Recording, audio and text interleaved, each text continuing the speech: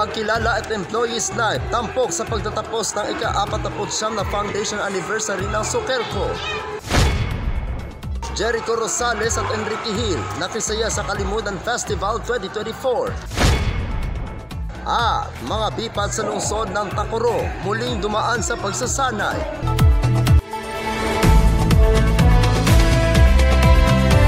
Yan ang ulo ng mga balita sa Sultan Kudarat Headliners.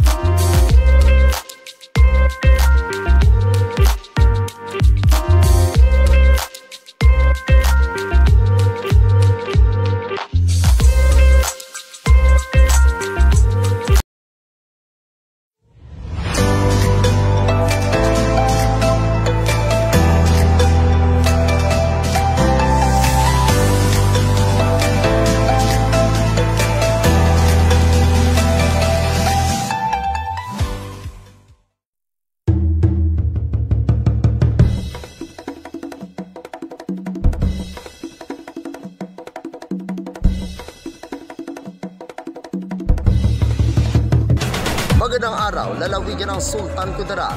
Narito na ang mga pangunahing balita sa Sultan Kudarat Headliners ngayon, Nobyembre 11, taong 2024. Pagkilala at Employees Night, tampok sa pagtatapos sa ika-49 na founding anniversary ng Sokelco. Narito ang ulat.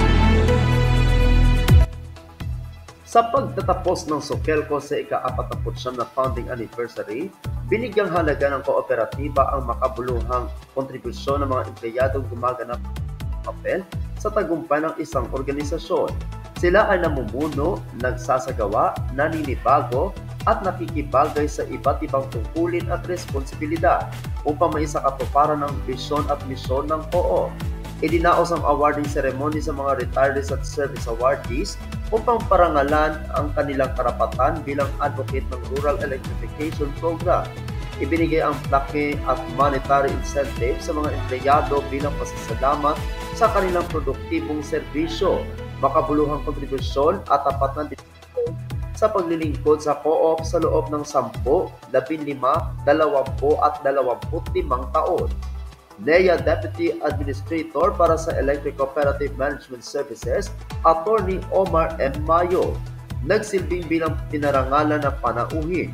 Binigyan niya ng kahalagahan ng mga tungkulin ng mga empleyado sa paggamit ng mga layunin ng rural electrification at hinamon ang kooperatiba na manatiling matatag sa mga serbisyo nito sa mga MCO at sumunod sa mandatong itakda ng National Electrification Administration. Nagtapos ang pagdiriwang sa paggawa ng mga sports events na idineklarang overall champion ang Sokelco Headquarters na sinundan ng Area 2, Area 1, Area 3 at Area 4 na nakakuha ng 2nd, 3rd, 4th at 5th place ayon sa pagkakasunod. Ako ang inyong kaibigang Apolinario Valencia para sa Sultan Kudarat Headliners. Jericho Rosales at Enrique Hill makisaya sa Kalimutan Festival 2024. Narito ang ulat. Bukod kay Sarah G. o Sarah Geronimo na maging celebrity guest sa pagbubukas ng Kalimutan Festival 2024 at ika-51 foundation anniversary ng lalawigan ng Sultan Kudarat sa Martes sa susunod na linggo, ika-19 ng Nobyembre taong kasalukuyan. Noong Biyernes, ika-8 ng Nobyembre, inanunsyo sa pamamagitan ng Facebook page ni Sultan Kudarat Governor Dato Pax alias Dato na makisaya sa pagdiriwang si Jericho Rosales at noong namang Sabado, inanunsyo naman ang muling pagbabalik ni Enrique Hill sa lalawigan. Magtatanghal si Jericho Rosales sa gabi ng ika-20 ng Nobyembre at sa ika-21 ng Nobyembre naman si Enrique Hill.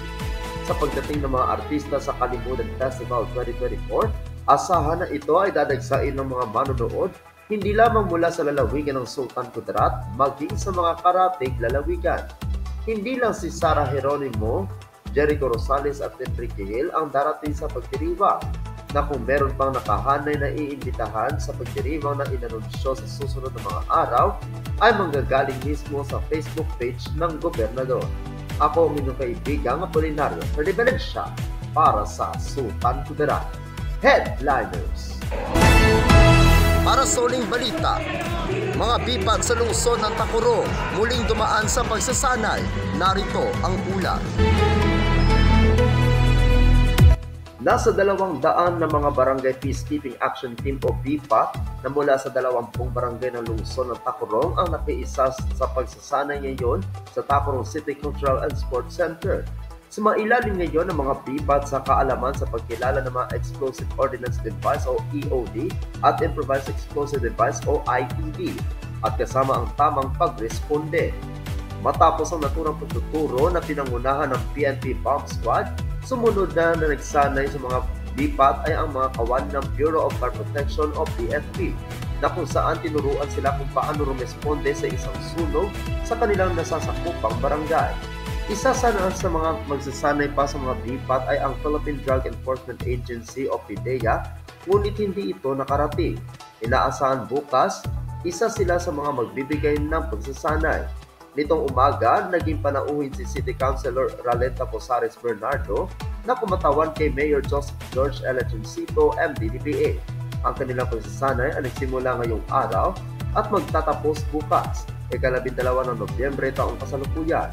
Binuo ng Tacurong City PNP ang pagsasanay para maging kabalikat nila ang mga BPAT sa pangangalaga ng kaayusan at katahimikan sa lungsod. Ako ang inyong kaibigang Apolinario Ferdinand para sa Sultan Kudarat Headliners.